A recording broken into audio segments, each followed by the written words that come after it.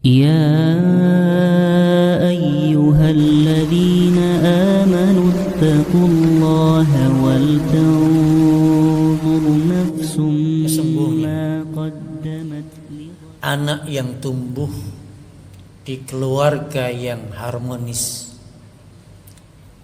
keluarga yang aman dan tentram, yang menentramkan semua anggota keluarganya, dia akan tumbuh dengan maksimal.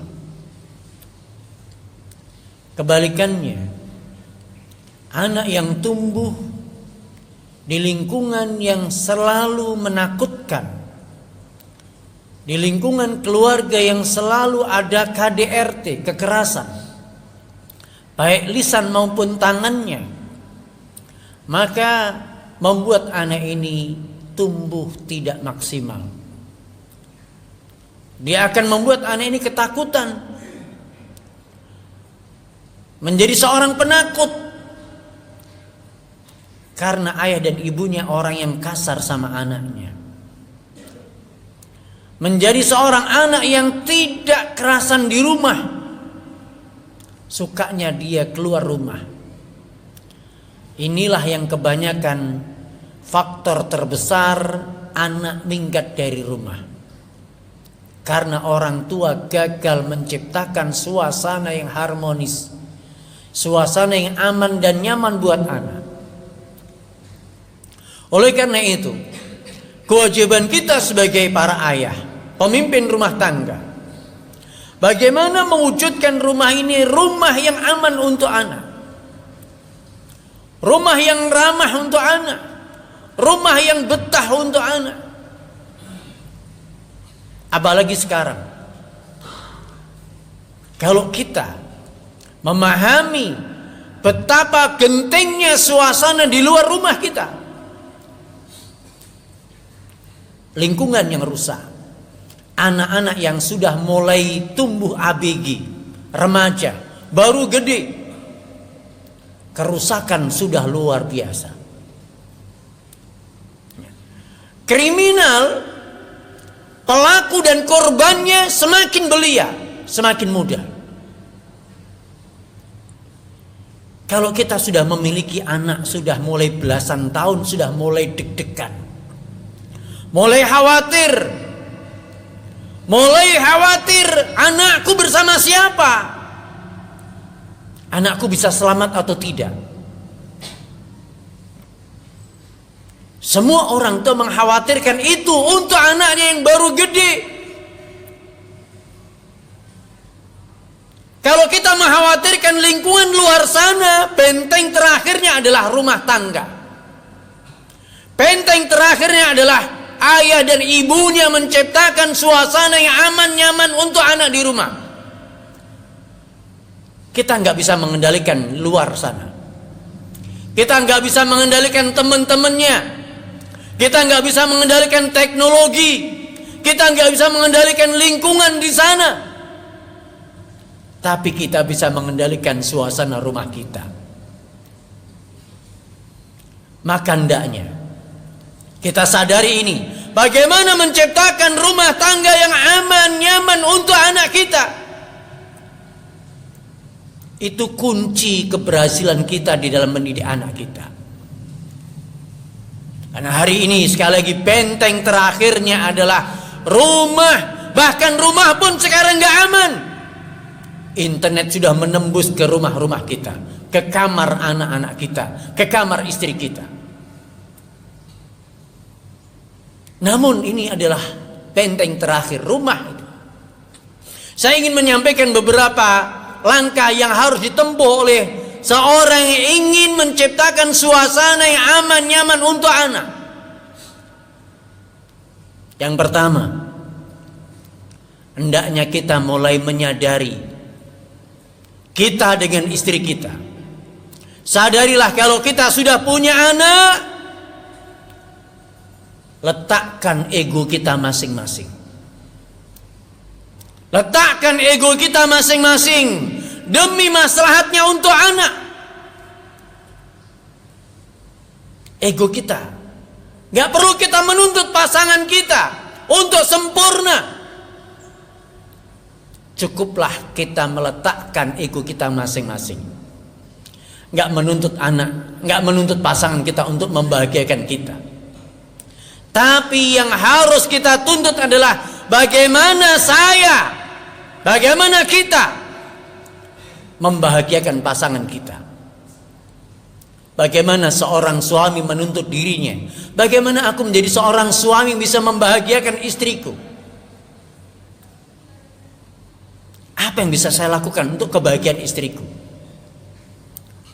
Lebih perhatian, lebih bertanggung jawab, mencukupi nafkahnya, lebih ada waktu untuk keluarga, lebih care dengan kesusahannya.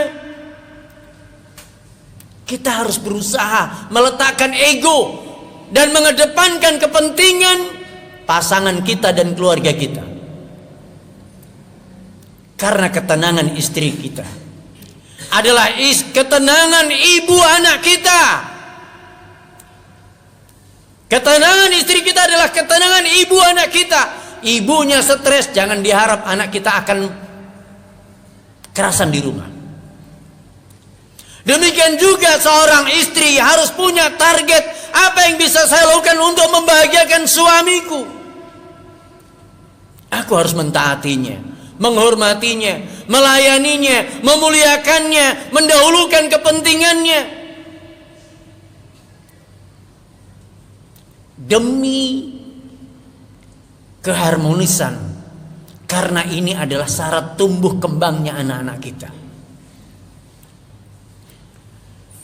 Jadi kita tidak lagi menuntut pasangan kita, tapi menuntut diri. Bagaimana aku menjadi seorang suami yang bisa membahagiakan istri? Bagaimana aku menjadi seorang ayah yang bisa menenteramkan, membahagiakan anak? Bagaimana aku menjadi seorang istri dan ibu yang menenteramkan untuk suami dan anak-anakku? Kesuksesan membangun rumah tangga akan menjadi penentu kesuksesan anak kita dalam pendidikan anak kita. Tentu di sini harus bebas dari kekerasan. Semuanya harus meletakkan egonya. Semuanya harus berlemah lembut. Inilah keluarga yang Allah inginkan kebaikan pada keluarga tersebut.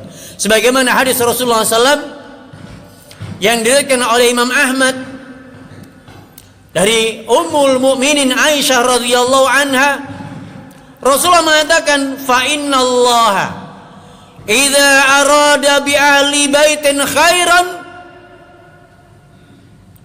adkhala alaihimur rifqa. Sesungguhnya Allah jika menginginkan kebaikan untuk sebuah keluarga,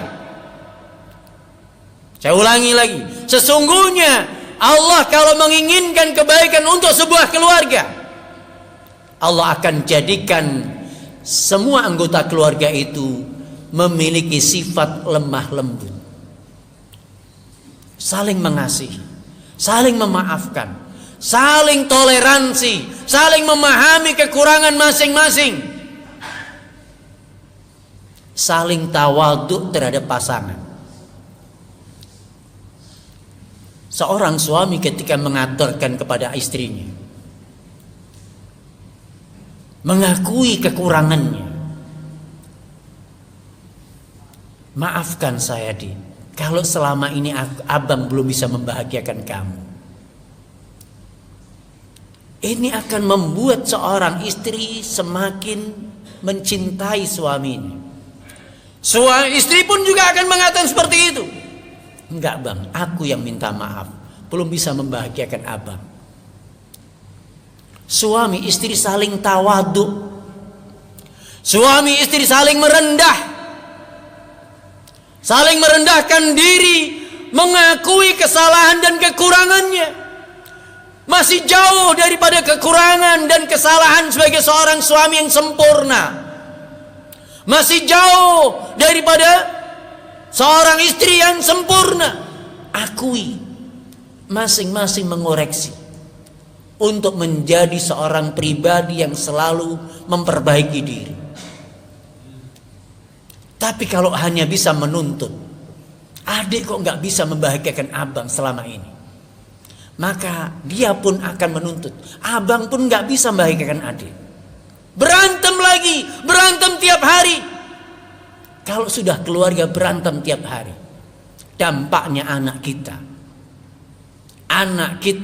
akan ketakutan melihat tiap hari ayah dan ibunya bertengkar, melihat ayah dan ibunya berteriak lantang, melihat bantingan pintu, piring yang pecah. Anak menjadi takut, jadi penakut karena KDRT yang ada dalam rumahnya. Oleh karena itu para ayah dan para hadirin sekalian, kita harus pahami, selama kita nggak bisa meletakkan ego kita dan mengedepankan kebaikan dan kemaslahatan untuk rumah tangga kita dan masa depan anak-anak kita, maka kita tidak akan pernah bisa mewujudkan ketentraman rumah tangga. Tapi kalau kita tawadhu, memahami kekurangan kita, mengakui kesalahan kita, sama-sama mengoreksi masing-masing. Ayo kita bagaimana deh? Kita menjadi keluarga yang bergandeng tangan menuju ke surga. Bagaimana keluarga kita bergandeng tangan selamat dari neraka? Dua insan yang bau-membau untuk menyelamatkan keluarganya, kompak menuju satu titik yang sama, maka inilah yang akan menjadi kunci keberhasilan menyelamatkan anak kita di dalam mendidik anak-anak kita. Faktor yang kedua yang membuat anak tidak kerasan di rumah dan lebih nyaman di luar adalah kita yang selalu hanya bisa melihat kesalahan dan kekurangan anak kita. Kalau yang kita lihat adalah kekurangan dan kesalahan anak, maka yang muncul keluar dari mulut kita adalah bentakan, marah, bentak, ancaman, pukul. Dan kalau itu setiap hari dirasakan oleh anak kita, anak akan menilai, ayah tidak sayang sama aku, ibuku gak sayang sama aku. Aku selalu salah di mata ayah, aku selalu salah di mata ibu. Lebih baik aku keluar. Maka banyak anak-anak yang minggat dari rumah. Bukan mereka tidak punya ayah, bukan mereka nggak punya ibu, tapi ayah dan ibu yang hanya bisa menyalahkan, memarahi anaknya, nggak bisa memahami dan memaklumi, memaafkan anak-anaknya. Padahal mereka adalah sedang belajar dalam hidup. Kita yang pernah mengalami sebagai fase anak, berapa kali dulu fase seumur anak kita mengalami kesalahan yang banyak. Coba perhatikan saat kita seumur dengan anak kita ini, berapa banyak kesalahan kita lakukan, tapi kita nggak memahami. Kita menuntut anak kita bersikap dewasa seperti ayahnya, seperti ibunya. Sehingga anak selalu dimaki, dimarah, ditempeleng. Bagaimana anak akan kerasan di rumah bersama ayah dan ibunya? Akhirnya di luar sana, karena tidak pernah mendapatkan pujian dan apresiasi dari ayah dan ibunya di rumah. Di luar sana ketika dia naik motor bersama temannya, diangkat rodanya, dia mendapatkan apresiasi temannya. Kamu hebat, kamu pemberani. Makin jadi kenakalannya. Dia minum, dia mabuk, dibilang kamu lelaki pemberani. Makin jadi mabuknya, makin jadi preman. Karena kita tidak mampu mengapresiasi, tidak mampu melihat kelebihan dan kebaikan anak kita. Kita hanya melihat kekurangannya terus. Yang kita sorot, yang kita zoom, kekurangannya. dosanya, kesalahannya, kebaikannya nggak pernah kita apresiasi. Dia mau sholat nggak pernah mendapatkan jempol. Dia mau ngaji nggak pernah mendapatkan jempol atau pujian. Dia pulang cepat nggak mendapatkan pelukan, apresiasi. Makasih Yona sudah pulang cepat. Makasih Yona sudah sholat 5 waktu.